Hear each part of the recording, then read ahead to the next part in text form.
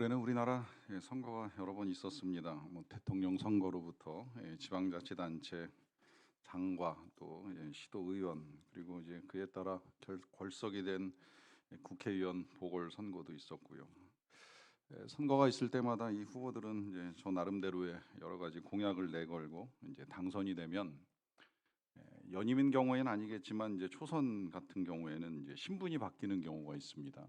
검사에서 대통령이 되기도 하고 또 의원이 되기도 하고, 의원이었다가 시장이나 지사가 되기도 하고, 또 거꾸로 시도지사가 의원이 되는 경우도 있습니다. 어떤 직분을 맡든지 분명한 건 이제 그 바뀐 직분에 합당한 직무를 수행해야 한다는 것이고요. 또 그에 합당한 직무를 수행하기 위해서 이제 그에 걸맞는 권한을 가지고 책임을 감당하도록 합니다.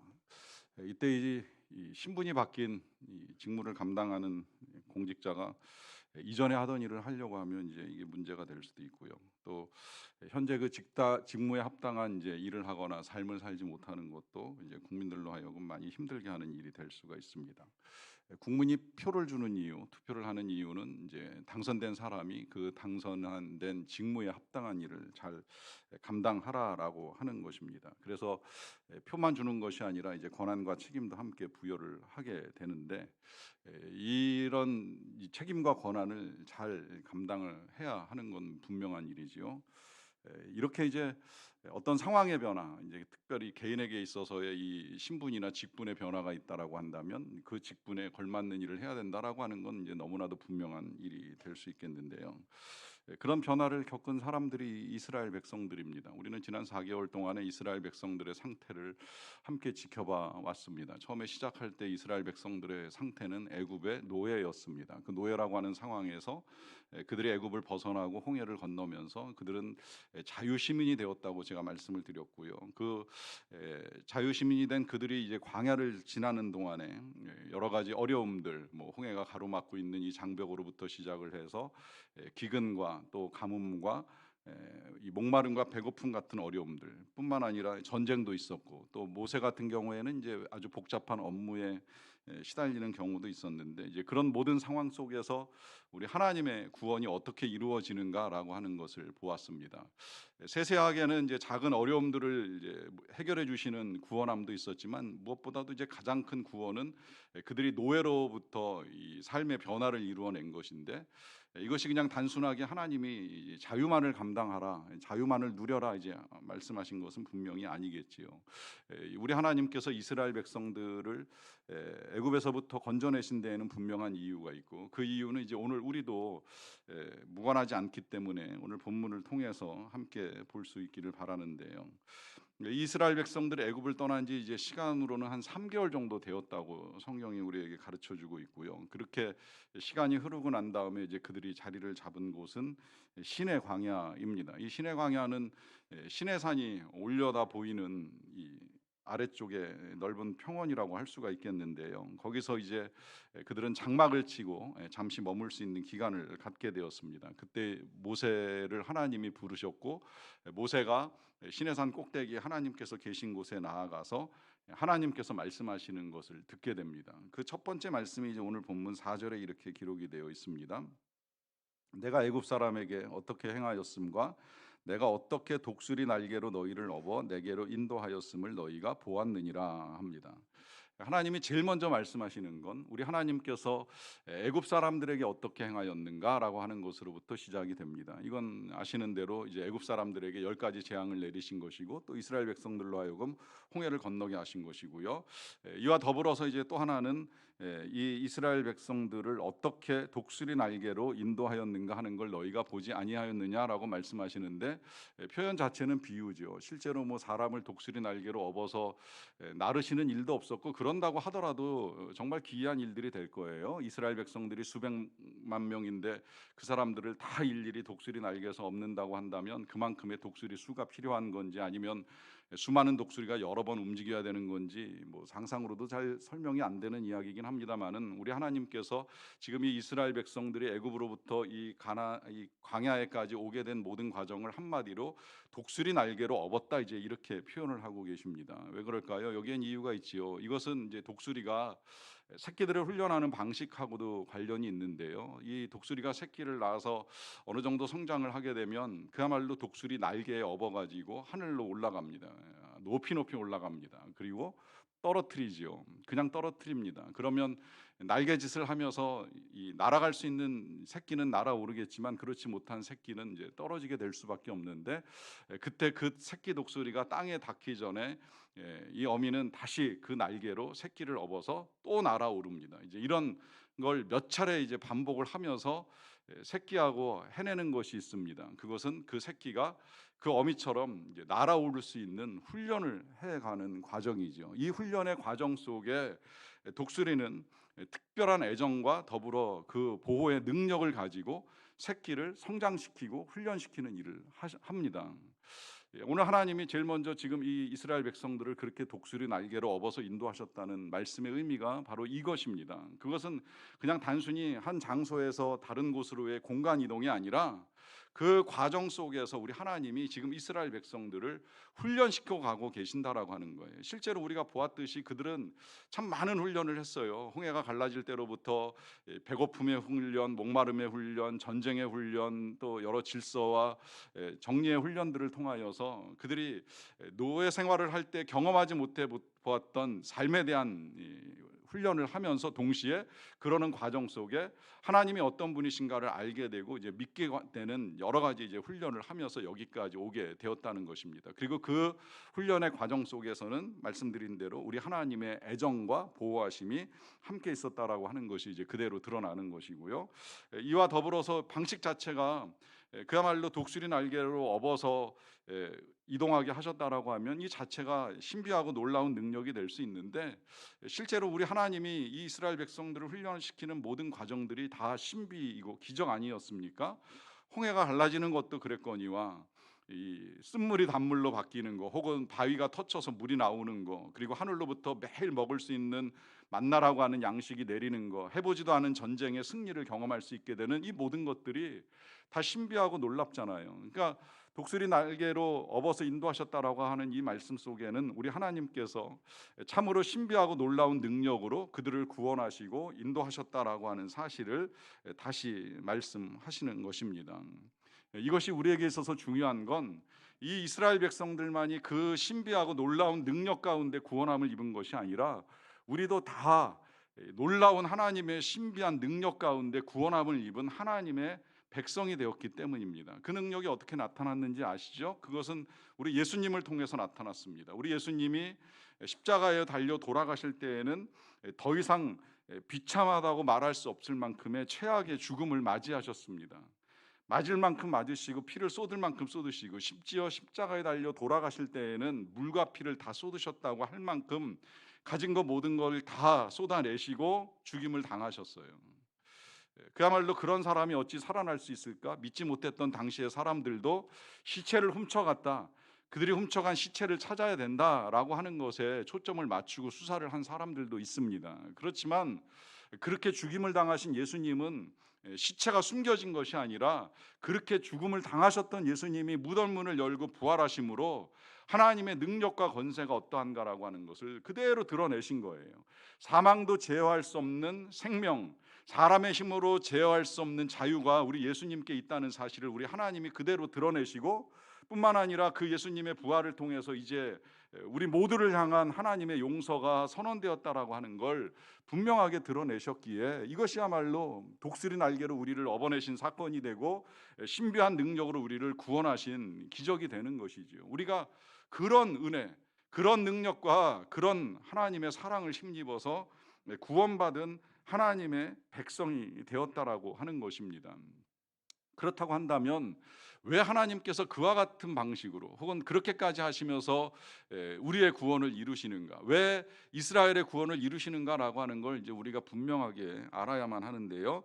그 첫 번째 이유가 5절에 나옵니다. 5절에 보시면 세계가 다 내게 속하였나니 너희가 내 말을 잘 듣고 내 언약을 지키면 너희는 모든 민족 중에서 내 소유가 되겠다고 하십니다. 여기서 가장 중요한 건 우리 하나님께서 이 이스라엘을 하나님의 소유 삼으시기 위하여 구원을 하셨다는 거예요.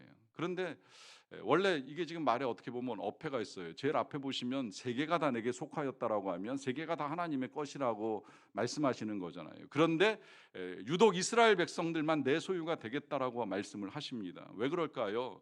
이유가 있지요. 그것은 이 세계 만물이 다 하나님의 것이면 틀림이 없어요. 이 세상에 존재하는 모든 건 다 하나님의 것입니다. 이유는 늘 말씀드리듯이 하나님이 만드셨고, 아니라면 하나님이 창조의 근원이 되셔서 하나님을 통해서 만들어진 것이 재생산 과정을 통해 이 땅이 만들어졌기 때문에 결국 모든 것의 주인은 하나님이시라는 사실이에요. 하나님이 소유입니다.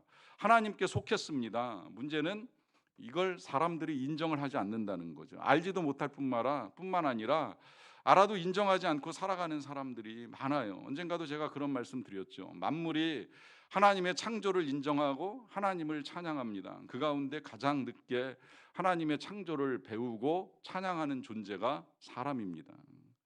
그만큼 사람이 하나님의 창조, 하나님의 주인 되심, 우리가 하나님의 소유라는 사실을 잘 알지도 못하고 믿지도 않고 인정하려고 하지 않는다는 거예요. 그래서 하나님이 이 이스라엘 백성들을 애굽에서 건져내시는 이 놀라운 사건을 통해서 제일 먼저 깨우쳐 주시는 거예요. 너희는 내 소유다. 특히 이스라엘 백성들의 처지를 보면 이건 더 명백해지죠. 원래 그들이 애굽을 떠나기 전에 누구 소유였어요? 애굽의 소유고 바로 왕의 소유죠.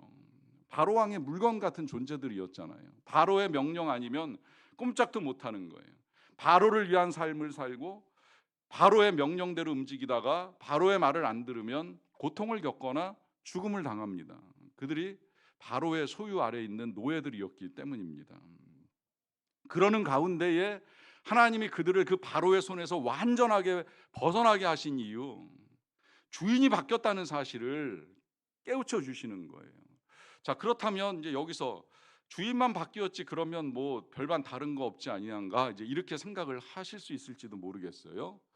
그러나 뭐 그건 틀리지 않을 수 있어요. 주인이 바뀌었습니다. 말 그대로 우리는 주인 바뀐 존재들입니다. 과거 우리의 주인은 죄였고 사탄이었어요. 그런 우리가 예수님을 통해서 주인이 하나님, 우리 예수님으로 바뀐 거예요. 주인이 바뀌었어요. 그러면 이 주인이 바뀜으로 말미암아 우리의 신분, 그 노예라고 하는 신분, 종이라고 하는 신분에는 변화가 없느냐라고 하면 변화가 없을 수도 있어요. 다만 주인이 다르지요. 과거의 주인과 이후의 주인은 너무 다른 거예요.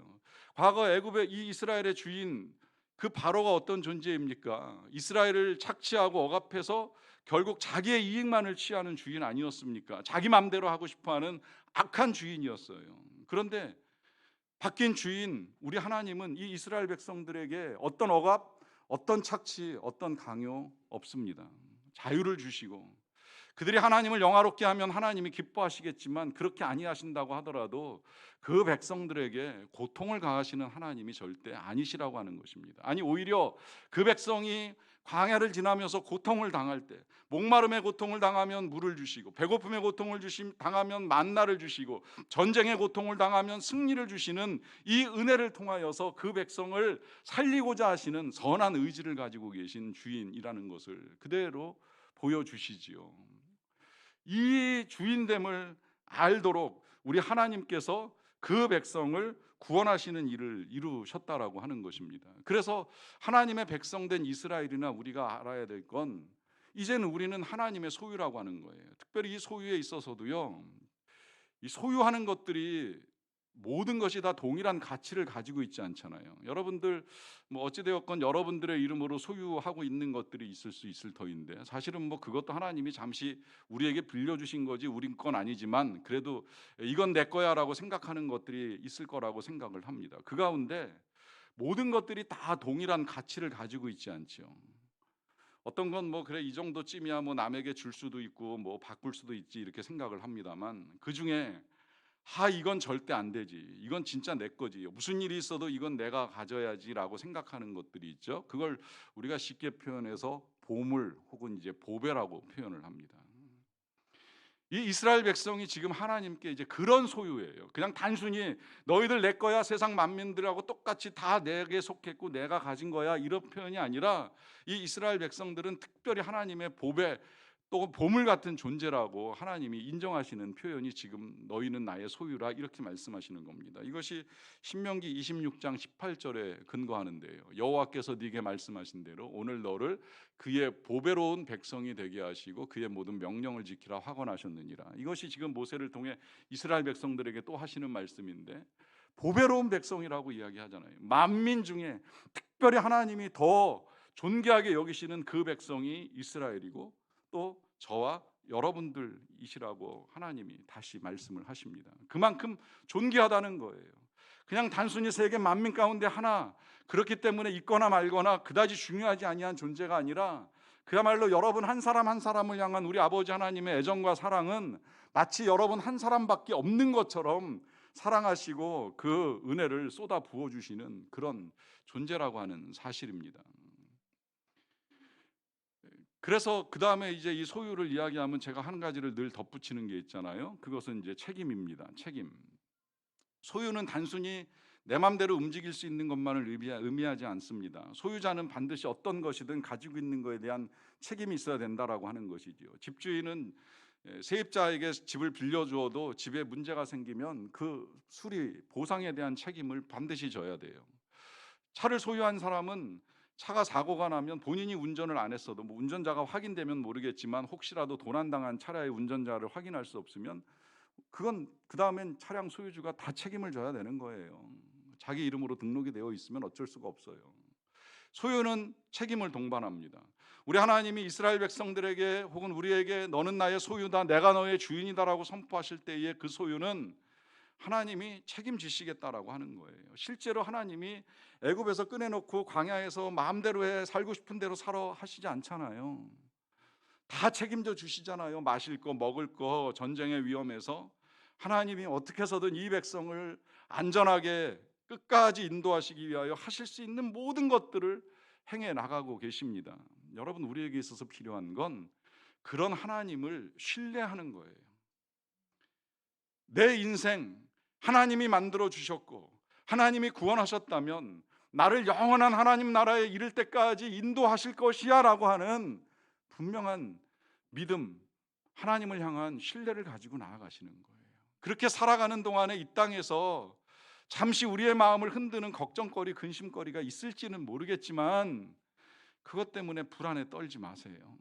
근심하지 마세요. 그렇다고 한다면 차라리 맡기세요. 기도하세요. 내어드리세요. 마음의 짐, 수고하고 무거운 그 모든 짐을 하나님께 올려드리세요. 그리고 하나님이 인도하실 거야 확신 가운데 평강을 누리시기 바랍니다. 이것이 하나님이 저와 여러분들을 구원하신 이유입니다. 또 이유는 6절에도 계속됩니다. 너희가 내게 대하여 제사장 나라가 되며 거룩한 백성이 되리라 하세요.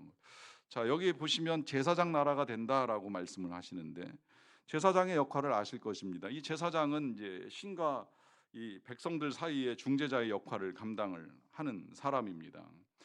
하나님을 향하여서는 백성들의 죄를 가지고 나가 용서를 구하기도 하고 또 좋은 일이 있으면 이제 대신 감사로 하나님께 올려드리기도 하고 또 백성들의 헌신을 백성들을 대표해서 하나님께 고백을 하기도 합니다. 또 반대로 하나님을 대신해서는 이제 하나님의 뜻과 사랑을 이제 전달해 주는 역할을 담당하는 사람이 제사장이라고 하겠지요.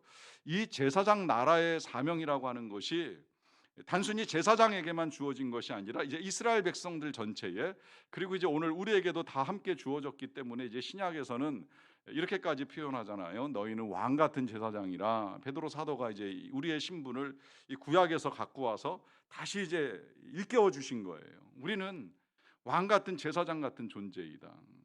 그래서 하나님과 사람 사이의 역할이 있다라고 하는 것이지요.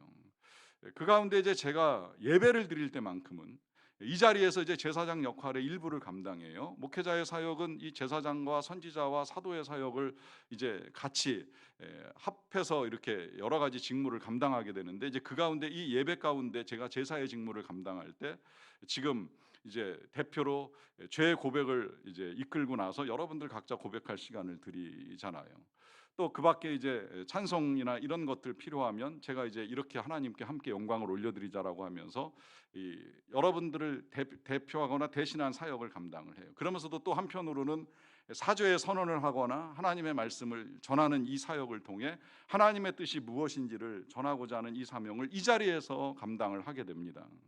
자, 그렇게 되면 저는 이제 이런 사역을 감당하는 역할을 하지만 여러분들은 이제 여러분들이 살아가는 삶의 자리로 돌아가시면 그 자리에서 여러분들이 제사장이 되셔야 된다는 거예요. 지금 이 말씀이 그 말씀이에요. 이스라엘 백성들이 이제는 제사장 나라로서의 사명을 열방 가운데 감당을 해야 된다는 거예요. 이 말은 오늘 또다시 우리들이 살아가는 삶의 자리, 그 자리가 어디든지 뭐 가정이 되었건 직장이 되었건 그곳에서 여러분들도 다 똑같은 제사장이라는 거예요. 여러분들이 살아가는 삶의 자리, 가족들에게 문제가 있다, 죄가 있다, 여러분들이 회개하셔야죠. 그 죄를 가지고 하나님 앞에 나가셔야죠. 직장에서 일어나고 있는 불의와 부정 하나님께 아뢰셔야죠. 하나님께 그 잘못된 것을 대신하여 아뢰시고 하나님의 정의, 하나님의 공의, 하나님의 사랑이 그 가정이나 일터 가운데 이루어지기를 우리가 함께 기도하며 나아가야 될 사명이 주어져 있다라고 하는 거예요.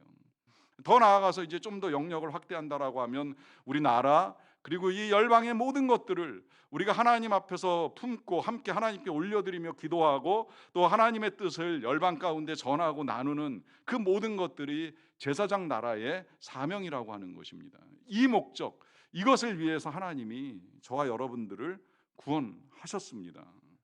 뿐만 아니라 또한 거룩한 백성이라고 하는 표현도 나오는데요. 이것이 그야말로 이제 우리를 구원하신 또 하나의 목적이라고도 할 수가 있는데, 이 거룩한 백성, 이 거룩이라고 하는 게 단순히 무슨 신령하다거나 깨끗하다라고 하는 의미가 아니잖아요. 물론 그렇게 살 수 있으면 좋아요. 하나님의 백성들이 뭐 깨끗하게 신령하게 살 수 있으면 그 자체로는 좋지만 살다 보면 이제 그렇게 살지 못해요. 그럼에도 불구하고 거룩한 백성이라고 말씀하시는 이유가 어디 있겠습니까? 이 거룩은 구별되었다는 의미 많이 들어보셨을 거예요. 수많은 백성들 가운데 하나님이 특별하게 이 이스라엘을 구별하셔서 제사장 나라하게 하신 것처럼 수많은 사람들 가운데서도 하나님이 특별히 우리를 구별하셔서 하나님의 백성 되게 하셨습니다. 그럼 왜 구별하셨겠습니까? 뭐가 달라 구별하셨겠습니까? 다른 건 없어요. 다 똑같은 죄인들이에요. 다 똑같이 죄 가운데 살던 인생들이에요. 다만 구별하신 이유가 있다면 이제는 하나님의 자녀답게 살라는 것이지요. 이 악한 세상 속에서 남들과 똑같이 남들처럼 부정하고 불의하게 혹은 경쟁하면서 욕심사납게 살지 말고 하나님의 뜻에 따라 서로 사랑하면서 정의롭게 거룩하게 살기를 하나님이 원하십니다. 이것이 예수 그리스도의 십자가와 부활을 통해 우리를 구별하신 목적이고 이유입니다. 그리고 그렇게 살려고 하면 어떻게 해야 되느냐? 그걸 아까 5절에서 가르쳐 주셨던 거예요. 세계가 다 내게 속하였나니 너희가 내 말을 잘 듣고 내 언약을 지키면 된다. 그러면 거룩한 나라로 제사장으로 살아가는데 아무 문제가 없다는 거예요. 문제는 이 이스라엘 백성들이 하나님의 말씀을 잘 못 듣죠. 못 듣는다기보다는 듣기는 들어도 순종을 안 하지요. 하나님은 끊임없이 말씀하세요. 이 모세를 통해서 출애굽기 10계명뿐만이 아니라 레위기 말씀 주시고 또 신명기 말씀 주시잖아요. 그래서 그걸 늘 전하고 듣게 하라 하시는데 잘 전하지도 못하지만 들어도 들은 대로 살지를 못합니다. 그러니까 하나님이 거기서 멈추지 않고 지혜자를 보내서 잠언 말씀 주시고 뭐 전도서 말씀 주시고 또 선지자를 보내셔서 계속해서 이 이스라엘 백성들을 일깨우는 작업을 하시는데, 문제는 이 이스라엘 백성들이 안 들어요. 안 듣다 보니까 어떻게 돼요? 결국은 나라가 둘로 쪼개지고 북쪽부터 시작해서 남쪽까지 다 망하는 역사를 가져옵니다. 참 안타까운 일인데요. 여러분, 그만큼 말씀을 듣는 게 어려운 것인지는 모르겠어요. 하나님 말씀 따라 사는 것이 힘들게 느껴질지는 모르겠어요. 그것조차도 아시는 우리 하나님께서 우리에게 예수님을 보내주실 때는 예수님만 보내셔서 우리를 구원하신 것이 아니라 이제는 우리가 하나님의 말씀대로 살아가는 것이 전혀 어렵지 아니하도록 성령도 함께 보내주신 거예요. 예수님이 승천하신 이유 가운데도 말씀하시잖아요. 내가 가야 성령이 오신다라고 하시면서 주님은 가시고 성령이 되신 우리 각 사람에게 임하여서 이제는 그 성령의 능력을 힘입어서 우리의 힘으로 안 되는 거예요. 새 마음 주시고 새 영 주시겠다 하시면서 그 성령을 통해 우리에게 새 마음 갖게 하시고 새 영 부어주셔서 이제는 성령의 능력을 가지고 살게 하신 거예요. 그러니까 우리에게 있어서 필요한 것이 있다면 다른 거 없습니다. 오직 성령만 구하시면 돼요. 구하라 주신다고 하셨습니다. 가장 좋은 거 성령 주신다고 하셨습니다. 그러니까 성령 구하고 성령 받고 성령으로 충만해지면 되는 거예요. 술 취하지 말고 성령 충만을 받으라고 하는 이유도 여기에 있는 거예요. 세대가 악하고 패역하니 세상 따라갈 일이 아니라 성령 따라가면 어려울 거 하나도 없다라고 분명하게 말씀을 하십니다. 여러분, 하나님이 원하시는 삶은 우리가 날개를 가진 새로 태어났는데 땅에 모이 찾아 헤매는 닭이나 비둘기 같은 존재가 절대 아닙니다. 멋지게 날개 펴고 날아오르는 독수리 같은 존재로 살아가기를 하나님이 원하십니다. 여러분, 우리의 존재를 하찮게 여기지 마십시오. 우리의 가치를 우습게 여기지 마십시오. 우리는 하늘의 신령한 은혜를 받고 하늘로 날아오를 수 있는 독수리같이 하나님이 신분을 바꾸어 주신 하나님의 백성입니다. 그렇다면 그 신분에 걸맞는 삶을 살아야 합니다. 그 삶이 어렵다면 하늘의 은총을 구하여야 합니다. 세상의 능력을 구하는 것이 아니라 하늘의 능력을 구해서 하나님이 주시는 능력을 가지고 날아올라야 합니다. 이로 인하여서 저와 여러분들을 구원하신 그 선한 목적 아름답게 이루어가는 복된 삶 되시기를 간절히 축원합니다. 우리 시간에 같이 잠깐 기도하겠습니다.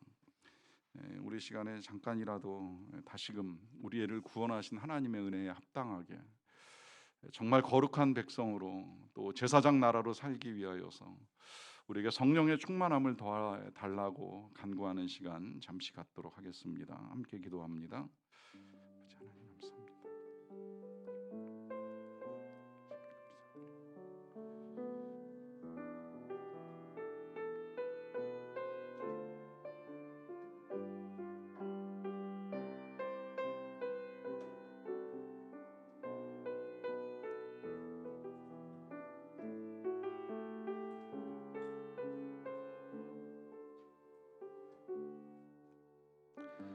사랑의 아버지 하나님 감사합니다. 우리를 구원하신 은혜를 감사합니다. 죄의 종 노릇하던 우리, 사망의 종, 진노의 종, 저주의 종으로 살던 우리를 하나님의 은혜 가운데에 이제는 생명과 자유와 구원의 은혜를 베풀어 주심으로 우리가 하나님의 백성답게 하늘을 향하여 날아오를 수 있게 하여 주신 것을 감사드리옵나이다. 세상 어떤 것들에 매여 종 노릇하던 삶을 멈추고 이제 다시금 우리에게 허락하시는 하나님의 은혜와 능력을 따라 우리가 선한 영향력을 가지고 살아가는 하나님의 백성들이 되기를 원합니다. 우리를 통하여 변화되어야 될 가정, 일터, 교회, 이 나라와 민족, 열방, 세상에 이르기까지 모든 것들이 제사장 사명 감당하는 우리를 통해 선한 변화들을 이루어 가게 도와 주시옵소서.